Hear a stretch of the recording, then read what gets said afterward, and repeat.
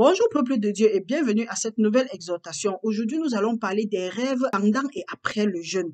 Oui, avant, vous savez, nous venons d'observer une période de 3 jours de jeûne. Il y a ceux qui ont fait le jeûne avant, après et qui sont même encore dans le jeûne. Mais il est curieux de constater que bon nombre de personnes ont refusé de prendre part au jeûne ou bien ils refusent du moins à prendre part à d'autres jeûnes organisés par certains leaders ou bien par d'autres personnes, juste dû au fait qu'ils ont l'habitude de faire des mauvais rêves après les jeûnes ou bien d'être attaqués après les jeûnes ou de voir leur entourage leur mépriser, les détester ou bien les rejeter après le jeûne ou quelquefois même ça se manifeste que les enfants tombent subitement malades ou bien ton business tombe autrement, tu es encore dans les rêves, tu te vois poursuivi, avoir des rêves sexuels, être en train de manger dans des rêves, être poursuivi par des chiens, être poursuivi même par des folles, ramasser des jetons, se retrouver sale. Il y a autant de choses qui se passent dans les rêves après le jeûne. Mais mon frère, ma soeur, je vais t'encourager à ne pas perdre courage, à ne pas avoir peur. Et le fait de dire que non, tu ne veux pas jeûner parce que tu ne veux pas faire face à ces choses-là, quand tu dis ça, tu es en train plutôt de laisser que l'ennemi gagne du terrain. Et là, tu ne te fais pas plaisir, donc tu ne fais rien pour toi. Et quelque chose, ce qui est encore pire, c'est quoi? À ce moment-là, tu es en train de donner la crédibilité à l'ennemi. Donc, tu n'es pas en train d'honorer Dieu. Pourtant, c'est à toi que le pouvoir a été donné. Quand tu lis, par exemple, dans Genèse 1, du verset 26 à 28, la parole de Dieu dit que Dieu a donné la domination sur l'œuvre de sa main à l'homme. Maintenant, Luc 10, 19 nous dit, je vous ai donné le pouvoir de marcher sur les serpents et sur les scorpions et sur toute la puissance de l'ennemi et rien ne pourra vous nuire. Maintenant, nous avons le sang de Jésus-Christ. Il est écrit dans Apocalypse que par la parole de notre témoignage et le sang de l'agneau, nous avons vaincu l'accusateur de nos frères. Il est maintenant écrit plus loin qu'à la mention du nom dans Thessaloniciens, je crois bien, qu'à la mention du nom de Jésus-Christ, tout genou fléchit, toute langue confesse que Jésus-Christ est Seigneur. Pourquoi alors est-ce que tu vas laisser... et Jésus-Christ maintenant nous dit dans Marc 17, 21 qu'il y a un genre de démon qui ne sort que par la prière et le jeûne. Tu penses que c'est en laissant l'ennemi là où il est tranquille, que lui aussi va te laisser tranquille? Non, il va pas te laisser tranquille parce qu'il a dit dans Apocalypse, il est écrit dans Apocalypse que notre ennemi, le diable, a juré de faire la guerre à la postérité de la femme et à tous ceux qui portent le témoignage de Jésus-Christ. Donc, comme on a dit ici dans une précédente vidéo, mon frère, ma soeur, si déjà le nom de Jésus-Christ sort de ta bouche, si le feu du Saint-Esprit sort de ta bouche, si quoi que ce soit qui appartient à Dieu sort de ta bouche, il faut savoir que tu es en guerre avec l'ennemi. Tu es en guerre. Même si tu es dans son camp, même quand tu es dans son camp, tu es en guerre. La seule chose qui te garde, même si tu n'as pas encore accepté Jésus-Christ, c'est seulement que Dieu est miséricordieux. C'est un Dieu plein de compassion. Et même si tu n'as pas encore accepté, l'ennemi lui-même sait que rien ne peut arriver dans ta vie si Dieu n'a pas ordonné. Donc, il y a les restrictions. C'est pourquoi il ne t'a pas encore fait du mal. Mais je voudrais seulement dire ceci, que si tu as peur de jeûner, ou bien que tu ne jeûnes pas, ou du moins, tu as jeûné, il y a des représailles, mon frère, prends courage. Et avec l'aide du Saint-Esprit à la lumière des Écritures, nous allons un peu parler, nous allons un peu entrer en profondeur pour comprendre comment est-ce que tu peux combattre cela. Parce que la parole de Dieu nous dit, par exemple, dans Matthieu, que depuis le temps des Jean-Baptiste jusqu'aux apôtres, le royaume de Dieu est forcé et ce sont les violents qui s'en emparent. Donc, si tu n'es pas violent à partir de maintenant, ou bien si tu ne commences pas à être violent ou violente, il faut savoir que tu seras toujours dominé par l'ennemi et tu vas toujours être emmené en captivité. Selon la parole de Dieu dans Psaume 5, 12, je crois, il dit, mon peuple va en captivité parce que il lui manque de la connaissance. Et Osée aussi nous dit, mon peuple est détruit parce qu'il lui manque de la connaissance. Or, maintenant, quand nous lisons dans Proverbe 9, 11b, il dit, les justes sont délivrés parce qu'ils ont de la connaissance. Donc, quand tu as la connaissance, tu es automatiquement délivré. Mon frère, ma soeur, aujourd'hui, nous allons parler des rêves après et pendant le jeûne. Nous prions. Seigneur, notre Dieu, nous te remercions. Saint-Esprit de Dieu, je te remercie de m'avoir permis d'être ici en ce jour. Ce n'est ni pas la force, ni pas la puissance, mais c'est pas ton esprit. Seigneur, mon Dieu, mon roi, nous te demandons de prendre le contrôle pendant ce moment de partage. Seigneur, je ne veux pas travailler pour toi seulement, mais je veux travailler avec toi. Utilise-moi comme un instrument de ton évangile pour toucher les cœurs. Père éternel, touche le cœur de touche le cœur de celui qui écoute cette exhortation en ce moment-ci. Prépare-le, parle à ton servant ou à ta servante à travers ce message. Seigneur, prépare les oreilles, prépare les cœurs, que la parole qui va sortir tombe sur la bonne terre, maintenant pour l'éternité, que tes enfants soient entourés de ton feu du Saint-Esprit, car tu as dit que tu seras une muraille de feu autour de Jacob. Père, nous te remercions et que à la fin, que la gloire te revienne dans le nom puissant de Jésus-Christ. Amen. Mon frère, ma soeur, comme nous disions, tout à l'heure, nous avons reçu des coups de fil et des mails qui disaient non, euh, nous venons du jeûne, mais nous sommes encore plus attaqués. Même mon voisin avec qui je n'avais jamais eu de problème, maintenant il ou elle me regarde bizarrement. Je fais des rêves bizarres. Je ne comprends pas ce qui se passe. Non, rien ne se passe. Et c'est même normal. Tu es allé en jeûne pourquoi? Qu'est-ce qui t'a amené à jeûner? Mon frère, la parole de Dieu nous dit quelque part la parole de Dieu nous dit dans Jean 15, 21. Jésus-Christ a dit, souvenez-vous de la parole que je vous ai dite, que le serviteur n'est pas plus grand que son maître, que s'ils m'ont persécuté, ils vous persécuteront aussi. Est-ce que tu sais que toi, ce que tu es en train de subir maintenant, Jésus-Christ a subi ça. Et si tu dis que tu es imitateur de Christ, tu dois subir ce que Jésus-Christ a subi. Quand nous lisons, par exemple, dans Luc 4, à partir du verset 1, nous lisons que Jésus-Christ, rempli du Saint-Esprit, revint du Jourdain. Il fut conduit par le diable, par l'Esprit, dans le désert, où il fut tenté par le diable pendant 40 jours. Quand nous comprenons, il fut tenté par le diable pendant 40 jours. Mon frère, ma soeur, c'est quand il jeûnait. Pendant les 40 jours qu'il jeûnait, il a été tenté par le diable. Donc, il n'est pas étonnant que pendant que tu es en train de jeûner, tu es tenté de toutes les parts. Parfois, c'est même quand tu entames le jeûne que tu as comme l'impression que tout tombe autour de toi. Ne perds pas courage. Ça veut dire que ton jeûne est en train de marcher. La parole de Dieu dit qu'il y a un genre de démons qui ne sort que par la prière et le jeûne. Donc, quand tu t'engages à jeûner, sache que ton jeûne ça va te déranger. La parole de Dieu nous dit dans 2 Corinthiens 10, de 3 à 4, il dit les âmes avec lesquelles nous combattons ne sont pas charnelles, mais elles sont puissantes par la vertu de Dieu pour renverser les forteresses. Il est normal que les forteresses commencent à tomber. Et quand les choses tombent autour de toi, ne prends pas peur, prends courage. Parce que la parole de Dieu nous dit aussi dans Timothée que ce n'est pas un esprit de peur que je te donnais, mais c'est un esprit de force, d'amour et de sagesse. Que Dieu nous donne la sagesse de comprendre ce qui ne va pas autour de nous pendant le jeûne. Pendant le jeûne, tu lis bien ici dans Luc que Jésus-Christ a été tenté par le diable. Maintenant, après le jeûne, il a encore été tenté parce que le diable est venu lui dire que si tu es enfant de Dieu, donc, il n'est pas aussi étonnant que après le jeûne, c'est quand tu finis le jeûne, que tu commences à avoir des rêves bizarres. Des gens apparaissent dans ton rêve. Et le rêve même encore les plus bizarres, c'est quand tu vois quelqu'un que tu aimais, ou bien ta personne décédée qui vient te rendre visite, ou bien te donner les directives. Là, c'est même un pire. Donc, c'est même la pire des choses. C'est pour dire ceci, mon frère, ma soeur. L'esprit que tu as brisé revient. Donc, l'esprit que tu as chassé, le mauvais esprit que tu es entré en jeûne pour ça, il revient sous forme de quelqu'un que tu aimes pour tisser les alliances à nouveau avec toi. Parce que quand tu pars en jeûne, la parole de Dieu nous dit ceci, que offrez vos corps comme des sacrifices vivants et agréables à Dieu dans Romains 12, 1. Quand tu entres dans le jeûne, et puis encore si tu entres avec pas le sang de Jésus-Christ. Et le sang de Jésus-Christ, tu renonces à d'autres alliances. C'est pour dire que quand tu renonces à d'autres alliances, tu as brisé ces alliances-là. Tu entres maintenant dans l'alliance avec Jésus-Christ. Ce qui fait que quand tu vois les morts dans le rêve, tu te vois en train de manger, tu te vois en train de travailler, tu es peut-être à Yaoundé, tu es peut-être dans une ville d'ailleurs, tu te retrouves en arrière, peut-être là, un endroit où tu as laissé je ne sais combien de temps maintenant, tu te retrouves là-bas. C'est pour te dire ceci, qu'il y a des choses qui sont en train de te réclamer. Et en ce moment-là, rien ne fonctionne sans les alliances. Et le monde des ténèbres connaît ça. C'est pour ça que Paul disait que ne mettez pas vos yeux sur ce qui est physique parce que c'est passager, mais restez plutôt concentrés sur ce qui est spirituel. Eux, ils viennent dans la nuit comme ça là. La nourriture veut dire être en accord avec quelqu'un. La parole de Dieu nous dit par exemple dans Amos, 2 personnes marchent-ils ensemble, à moins qu'ils ne se soient convenus. Quand ils viennent, ils te donnent la nourriture, tu manges dans le rêve. C'est pour dire que tu es en accord. Parce que si tu n'es pas en accord avec quelqu'un, tu vas pas manger sa nourriture. Il ne va même pas te proposer. Ils viennent. Il y a par exemple les rêves sexuels. Ça veut dire que tu entres en accord avec eux.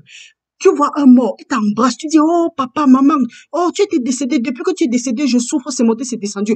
Tout ça là, ce sont quand tu regardes dans la Bible, de Genèse à Apocalypse, tu as vu qui? De la descendance d'Abraham, Isaac et Jacob. Qui d'eux est revenu à l'un de ses enfants? À part Lazare qui se retrouvait dans le monde de l'au-delà, avec l'homme riche, et Abraham parlait Lazare dans son sein. À part ça, Et là, même encore, ça nous montre que même les gens décédés n'ont même plus part ici. Ecclésiaste nous dit que quand quelqu'un meurt, sa part est finie sur la terre. Il n'a plus part avec les vivants. Donc, celui-là, toi qui dis que non, tu es arrivé, tu as vu ton grand-père qui était mort, tu as vu ta maman qui était morte, tu as vu ton oncle que tu l'aimais trop, il t'aimait trop, qui était décédé, ils sont venus. La parole de Dieu nous dit, il n'est pas étonnant. Le diable, c'est un menteur. Qu'il n'est pas étonnant que lui aussi, il se change en ange de lumière. C'est dans 2 Corinthiens 11, 14, qu'il se change en ange de lumière. Tu as lu dans la Bible, il n'y a personne qui est mort, qui est décédé, il est revenu, dit à qui que ce soit. Même Jésus-Christ qui est décédé n'est pas revenu. Il n'est pas revenu à Pierre, il n'est pas revenu à Paul, ni à Jacques, ni à aucun disciple. Dit que, allez, je vous donne ces instructions, je vous donne ces instructions. Quelle est cette doctrine qui dit que oui, c'est normal que quelqu'un qui est décédé revienne te dire quelque chose, alors que la parole de Dieu ne dit pas. Quand quelque chose n'est pas dans la parole de Dieu, quelqu'un d'autre augmente et tu prends, tu t'assois dessus. Il faut savoir que tu es sous la malédiction. Parce que Jérémie 17,5 nous dit ceci, que maudit soit celui-là qui met sa confiance en un autre homme. La parole de Dieu te dit quelque chose. Si c'est dans la parole, c'est bien. Utilise. Mais si ce n'est pas dans la parole, quitte dessus. Peu importe ce que quelqu'un va dire. Ta confiance est en Dieu. Tes lendemains sont dans les mains du Seigneur. Pourquoi est-ce que tu as peur? Ceux qui disent par exemple que non, j'ai peur de jeûner parce que ils vont me poursuivre, on va monter, on va descendre. Non.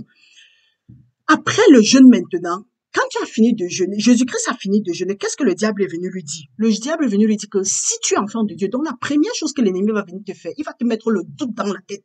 Parce que quand nous regardons par exemple dans Genèse, à partir du au chapitre 3, à partir du verset 1, le serpent vient demander à Ève, Dieu a-t-il réellement dit? Donc il met directement le doute dans la tête de Ève.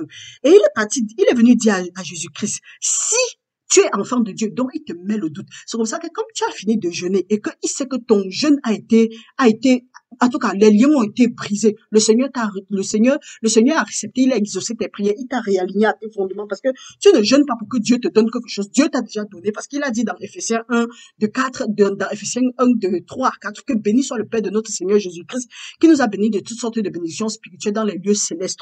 Donc, tu ne jeûnes pas pour que Dieu te bénisse, mais tu jeûnes pour que Dieu te réaligne à tes fondements parce que d'une manière ou d'une autre, il y a quelque chose qui t'a dévié de tes fondements, qui t'a dévié de l'endroit où Dieu voulait que tu sois avant la fondation du monde.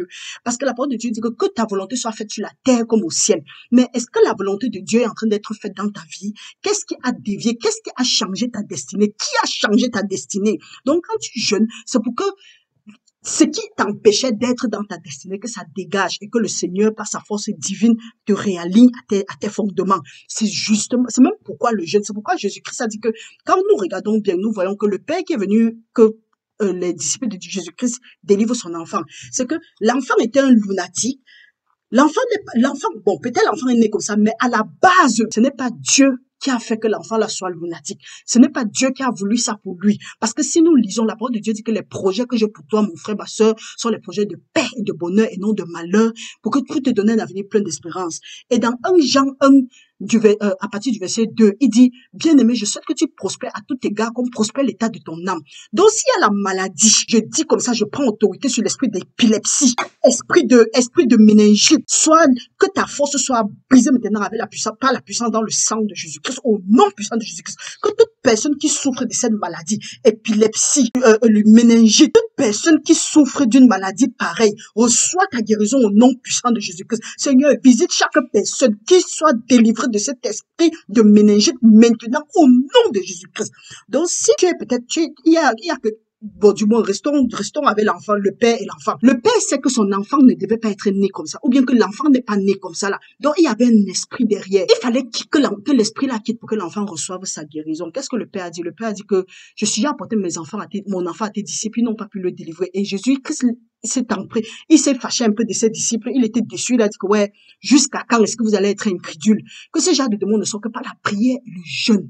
La prière et le jeûne. Donc, quand tu jeûnes, c'est pour que certains esprits qui t'empêchent de faire ce que Dieu veut que qui t'empêchent de faire ce que Dieu voulait que tu fasses avant la fondation du monde. C'est pour que ça la quitte sur ta route, mon frère, ma soeur. Certaines souffrances que tu es en train d'endurer, ce n'est pas ta portion.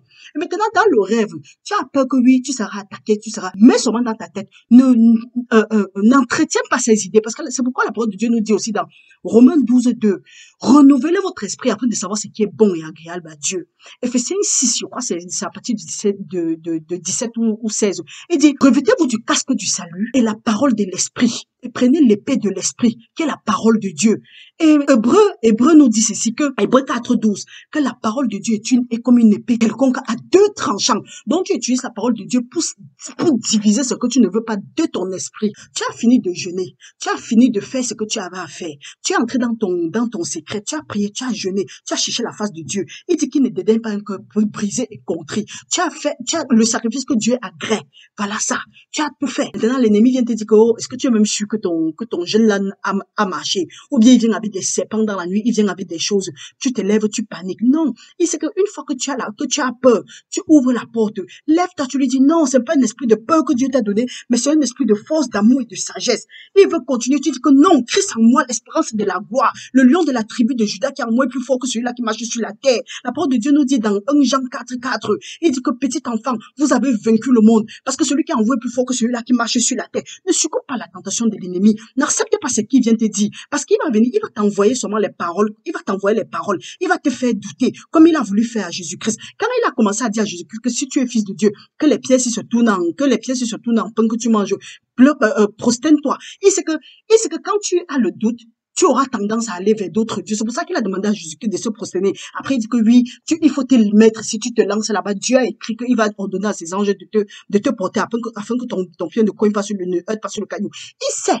Jésus-Christ sait que tu ne dois pas tenter ton Dieu. Qu'est-ce que Jésus-Christ a utilisé pour chasser l'ennemi, pour chasser le diable? C'était seulement, il est écrit. Donc, quand les pensées bizarres là commencent à venir dans ta tête, si tu n'utilises pas le il est écrit, l'ennemi va t'embrouiller. C'est pourquoi maintenant dans Jacques, la parole de Dieu nous dit, soumettez vos vies à Dieu, résistez au diable et il va s'enfuir loin de vous. Quand ça commence à venir, au lieu de te lever et de dire non, le lion de la tribu de Judas qui en moi est plus fort que celui-là qui marche sur la terre.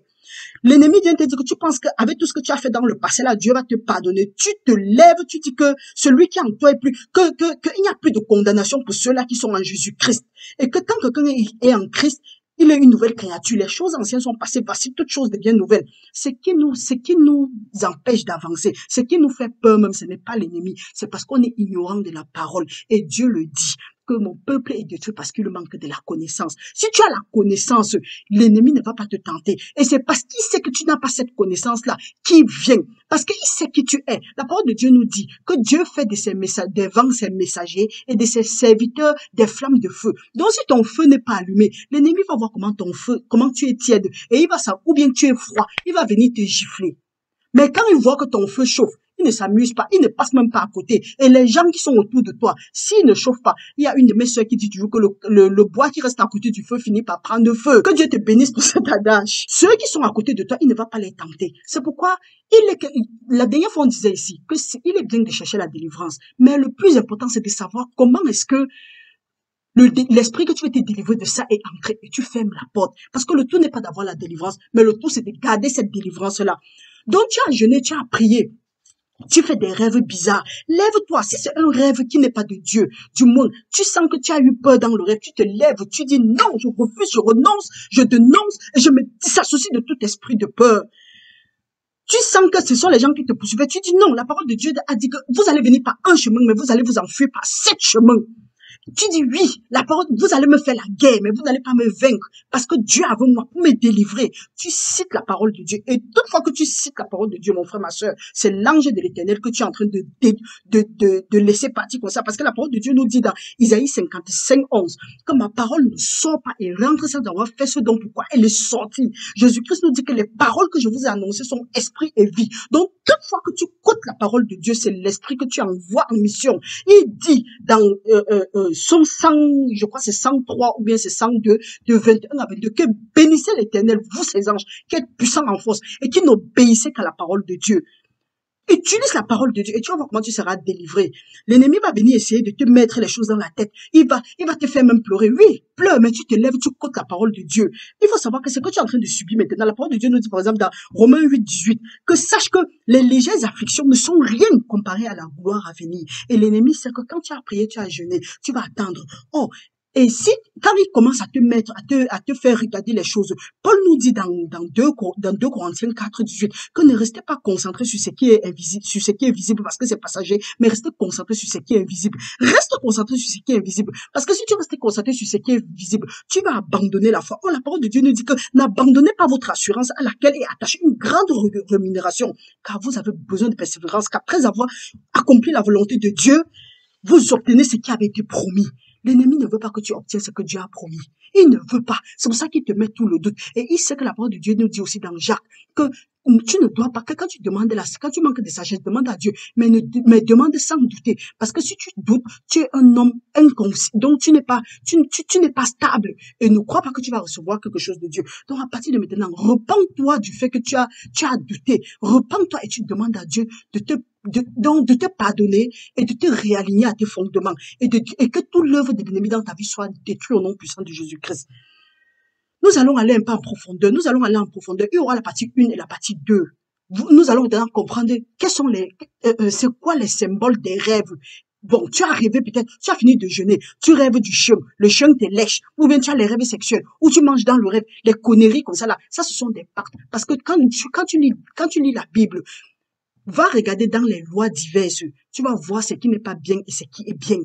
Et tu rentres maintenant, tu regardes. Parce qu'on dit que certains disent que non, l'Ancien Testament ne nous concerne plus. Oui, il y a des choses que ça ne nous concerne pas. Jésus-Christ a bien dit que je ne suis pas venu abolir la loi, mais je suis venu l'accomplir. Il y a des choses que Jésus-Christ a touchées, que nous n'avons plus besoin de faire aujourd'hui. Mais sinon, quand nous regardons, il y a des choses toujours dans l'Ancien Testament que nous devrons faire, que nous devons observer. Jésus-Christ, par exemple, est venu. Jésus-Christ est notre sacrifice. Donc aujourd'hui, on n'a plus besoin de faire des sacrifices.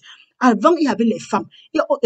Quelqu'un pouvait avoir plusieurs femmes. Mais Jésus-Christ est venu, il a dit que l'homme quittera son père et sa mère dans la nouvelle alliance. L'homme quittera son père et sa mère, s'attachera à une femme et les deux formeront un. Donc il y a des choses que Jésus-Christ a modifiées. Par exemple, l'étude de la dîme et des offrandes et des choses. Jésus-Christ a dit que chacun donne comme il ressent dans son cœur, sans contrainte ni tristesse. Donc voilà les choses que Jésus-Christ a accomplies. Mais il n'a pas aboli. Nous allons venir avec une deuxième partie. Nous allons appeler la partie, c'est la partie 1. Nous allons venir pour la deuxième partie et nous allons aller un peu en profondeur. Je vous remercie infiniment. Restez bénis dans le nom du Seigneur. Et nous allons continuer. Nous allons rester ensemble. Restez bénis, mon frère, ma sœur. Et en attendant, d'ici peu, nous allons annoncer un autre jeûne. Restez bénis au nom puissant de Jésus-Christ. Amen.